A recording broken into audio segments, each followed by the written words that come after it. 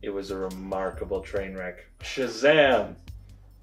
The greatest movie about demon hunters in onesies. Yeah, you know, you're right. The whole point is this bald guy gets possessed by 7 different demons and has to be beaten up by small children. This is true. This While simultaneously beating up who he knows to be small children. Does he even have a name? His name is Mark Strong. Because I just kept calling him Evil McEvilface. Because every time he was on stage, he was just either posing menacingly or kicking children in the teeth. Yep. He has the most supervillain face out of anyone I have ever seen. Yes, Mark Strong has an incredibly menacing, bad guy-looking face. Who is actually the 3rd most evil person in this whole movie. The first being the 2 kids who try and run over a crippled person, then proceed to blackmail him and kick him in front of an entire school who do nothing. Yes, and who should have just died at the end for comedic effect. Yeah. Like, the whole movie is fun. Like, wildly whiplashy. Everyone in it is having the time of their lives. It's true. Every single actor loves acting in this movie, and it's glorious. Oh, Zach looked like he had a blast. Like, every time he was just acting childish, especially in front of all the crowds and stuff. And he did a good job of acting like a 14-year-old who just decided to grow to be 6'5". Yeah. And I have to say, as a big fan of Chuck, like, it was really nice seeing him as a stage presence again. And in the most unexpected role I would have ever pictured the main guy from Chuck to be in. A big, bulking A German porn superhero. star in red spandex? Without the accent, yeah. Who hangs around with a 13-year-old boy all the time? Oh, yeah. Oh, yeah. Who then proceeds to set him on fire? Yeah, there were just so many ridiculous elements of this. Although I have to say, I do not get the tension between those 2 characters. They were both acting like self-serving dicks, but it seems like they tried to make the Shazam the only villain in that whole thing. Yeah, no, that's true. They were just kind of, you know, trying to do the whole with great power comes great responsibility type trope, but Only without the power or the responsibility. it was an interesting take on the jealous kid versus the kid who gets the superpowers, even though... And they play that straight. They don't even try and hide it. And it's stated in the movie, yeah, this isn't fair. I totally want this. Of course I'm jealous. Yeah. The fact that they don't sugarcoat it and both characters understand this is really refreshing. Yeah. And No. that and everything to do with the family is really neat. The family really held everything together. And acted like an actual family. Yeah, no, the family was probably one of the best parts of the film because you had these really nice relationship dynamics going on, which was a good juxtaposition to like how over the top and silly the bad guys' like whole story was. It was incredibly cliche. Have a weird dream, get hit by a car, have your brother blame you for getting hit by a car, grow up obsessing about dream, become supervillain. So essentially this is how the movie starts. There's this kid sitting in the back seat of some kind of ritzy, like... old... Playing with an 8-ball, which can be charitably described as a toy. Yeah, he's being driven around by his dad and brother, and all of a sudden he's teleported to this realm of wizards With burning violins. with burning violins. Yes, you know the caterpillar at the beginning? Right next to him is this cello that's on fire. Okay, I didn't notice that, but that is amazing. Anyway, so this kid is tested by the wizard to see if he won't touch this giant glowing ball. And tempted by the most evil things imaginable. Yes. Take gargoyles, make them slightly more ugly, give them bright glowing eyes, and the demon voice that tell him, the wizard is lying to you. Somehow this causes a 12-year-old to totally listen to what you were saying. Who would have thought?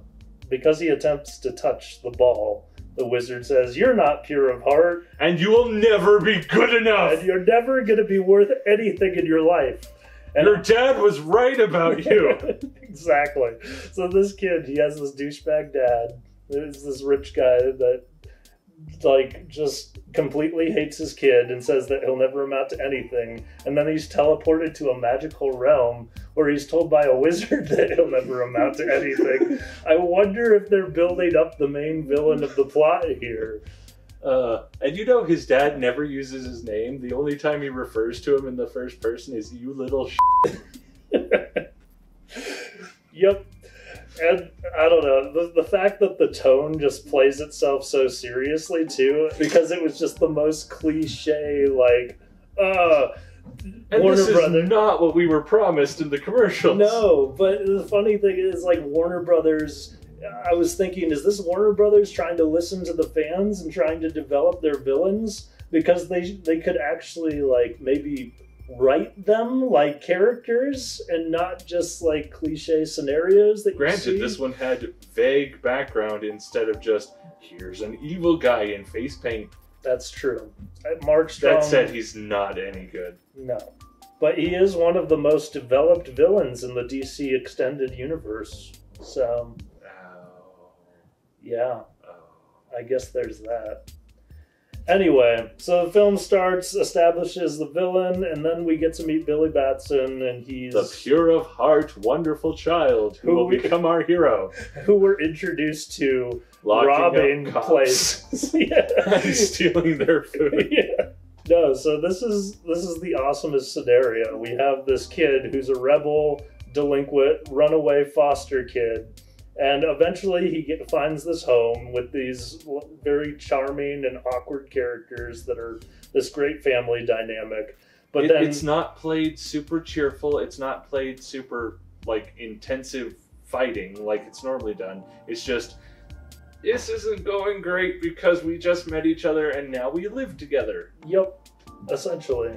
But the longer that you go sit through the film, the more attached that you become to the characters and the more real people they become. Right, which is exactly how a new relationship works. Exactly, which I thought that whole dynamic was really well crafted. We start off with Billy, after he robs these cops, he's trying to find his original mother, which was kind of a subplot just to add a little character development. But it's okay if you forgot it, the movie did too. Yeah, it was really kind of an unnecessary part of the overall plot, but it was nice to see like a little bit of the character's dilemma instead of just hearing about it. And, right. You know, so it wasn't a bad thing to put into the film. It was just superfluous. Yes, exactly.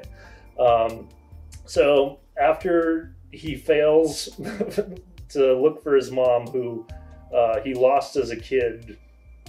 It doesn't matter how. It really doesn't. Yeah, well, that was one thing I wanted to talk about, because he loses his mom at a carnival as a 3-year-old when he's running, trying to catch this little trinket that they won at the fair. And the whole time, like, through the scenario, I'm like, they're trying to establish his backstory, that how he becomes an orphan. And I expected, like, the mom to die or something, but they just leave it open-ended until they reveal at the end that the mom abandoned him. We have this kind of origin of where Billy Batson came from, and he's abandoned by his mother. Which has nothing to do with the story. Well, ties into nothing. It only comes up once more when it gets resolved right before the end. Well, it ties into him, like, being accepted by his foster family and how family is not... Him accepting them. Yeah. Well, it's playing on the theme of it's not who your blood relatives are that matters, but it's the family, the people that stay close to you are your real family. The problem is it's very half-baked. Yeah, well, I mean, but it's a big running theme throughout the film. Right, the family bit, yeah. Yeah. The whole, even then, most of this movie is just, hey, look at what superpowers are, which is fair. That's how children act. Yes. Which, good job, DC. I never thought I'd be complimenting you on well-written characters. But there you go. Bald villain becomes a psychiatrist to hunt down other people who had the same experience as him. Yep. Not telling anyone in his group in order to try and find his way back. And no one believes this is real, despite the fact that superheroes and aliens are all a thing. Yep. Which is a running theme in a lot of superhero movies, I've noticed. It's like we have this scenario where no one believes that a superhero could possibly exist. I mean, when we have pre-established superheroes. Just jump in. That makes perfect sense, but the outright disbelief, that can't be possible. You have an alien who just stopped other aliens from terraforming your planets with giant gravity guns. Yep. Twice. The weirdest thing was when that lady turned into a squeaky skeleton and went, why? And then just crumbled to dust. That was amazing. That was a thing. It was just, Mark Strong had this random scientist lady to deliver exposition with, and then he's trying to open a portal to the place where he was rejected as a kid via the wizard. And it's supposed to be Shazam. A creepy death, but it just comes off as comedic, but not on purpose. It's comedically awkward because this lady like touches the portal door and then just instantly turns to ash with no explanation. It's more of a slow melting while turning into flame skeleton and gives her just enough time to squeak. Squeak in the most awkward tone ever. It's like someone sat on a balloon. Yeah. And it doesn't make any sense, too, because Mark Strong is a normal person at that point, too, and he opens the door. That was poorly explained. Yes. Just like everything about the bad guys in this movie. So much. So, essentially, Mark Strong goes to this other dimension where Shazam, the original Shazam wizard guy, beats him to senior citizen, steals all of his stuff, who by that point is like 800 years old, and has been looking for years for the Pure of Heart. Then Billy Batson sort of defends his foster brother, which is what the commercial implied, but no, really, it's just the guys were making fun of them not having a mom, which makes him kind of pissy, and so he hits them with a cane, and then runs away, finds his way to an underground lair of the wizard. Yep. Who says, I was looking for someone pure of heart, but whatever, you'll do. You're good enough. You're good enough. Does a on purpose, very blatant sexual innuendo that goes on for 3 lines and 30 seconds, and then disintegrates after giving this little boy ultimate cosmic power. Yes. So it's a silly premise. We have this Billy Batson character who is established as the most imperfect of people. And the wizard is just like giving up at this point because Mark Strong came in and did took all of his demons. Took all of his demons, which are the 7 deadly sins. Which, in name only. In name only. The whole film, we were playing a game of figure out which one of the monsters is which 7 deadly sin. And I think we maybe got guessing. 5 of them because they all look pretty much the same. And only 2 of them because they were named. The rest were just up in the air. Yep, pretty much. There was like little attributes that were sort of reminiscent of the 7 deadly sins, but they were... Like I said, in name only. Yeah, so... Yep. Then the plot immediately takes a break for 20 minutes while the main characters faff about with their powers. Yep. It's funny. It's a lot of fun. It's great. I love the part where he keeps telling the villains to shoot him in the face. That was awesome.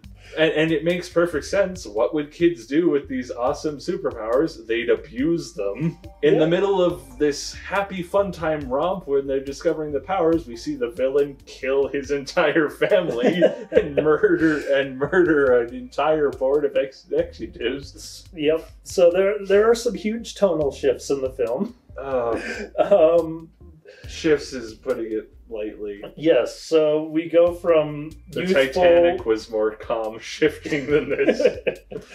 So the iceberg that is Mark Strong's character coming in is just this completely cliche, over-the-top scenario where he gets revenge on his dad for being a dick and his brother by throwing one of them out a window and then killing the entire board of executives around his father. And after leaving him to be eaten alive by greed. After we've established that he became crippled from the car accident that started this whole he was a prick, but you stopped feeling it was justified when you realized that his bad behavior caused him to be paralyzed for the last 40 years. Exactly. But, bad guy is bad, so he needs to kill his family. So why not? Granted, at least he does, and one of them dies on screen, so... Yep. You could argue that both of them die off screen. That was great when he threw his brother out of a skyscraper window. That was going to be my first guess on how it was happening. The other one was, stabbed through eye with 8-ball. Yeah. Which... Yep. Yeah. Proceed back. By the way, Mark Strong's character has an 8-ball. That's his trope for the first half of the movie until he gets his powers, and then they just kind of It is as superfluous as it sounds. Yep, it's a way to do a build-up and a setup, and then forget about it. Forget about it. That's not his villain cliche. That's not his costume or whatever. He's just kind of a dude in a trench coat who has a demon infused eyeball. Keeps putting on and then taking off sunglasses. That was so irritating. Every time he shows up, he takes off his sunglasses to be intimidating. But that means every time the camera goes away, he puts them on again for no reason. Yep. And instead of using his powers to travel different places, he's constantly walking and hiding in civilization. Which makes me just think about this guy taking the subway everywhere and having the demons just sit there in the same car. Yep. Except when the plot demands that he have a giant superhero fight right in the middle of the city where everyone can see him. Which Shazam proceeds to run away from because he's 14. Yes. And the villain is kicking this 14-year-old to the curb repeatedly.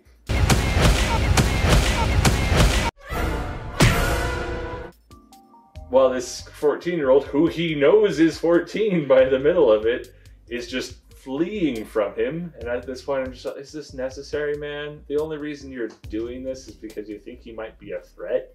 Yep. But he's a child. Yep. A child you don't know and don't have a grudge against. Oh, hi, Mr. McEvil.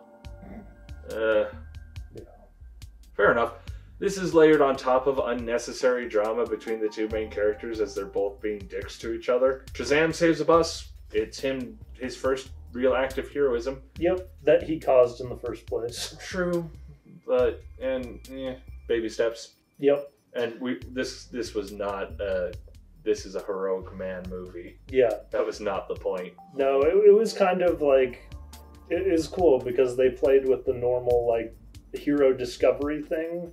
It was given commentary by other characters surrounding him all the time, and they used that to build the character relationships instead of to do the typical superhero story thing. I thought that was a pretty smart way of handling it. Which all accumulates into the most serendipitous act of coincidence when the villain sees the exact person he needs to the minute he figures out that he's connected to the person he wants to kill. Which leads to a giant climax and fight scene. Hostage taking, trans-dimensional tomfoolery. This all accumulates in all the foster kids gaining superpowers, kicking his butt.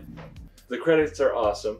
They're all animated, and it's the best thing ever. There's a lot that this film has going for it. It's lighthearted. At times, it's got a really likable main character and a good like relationship dynamic with the side characters. It's a different kind of funny from most superheroes.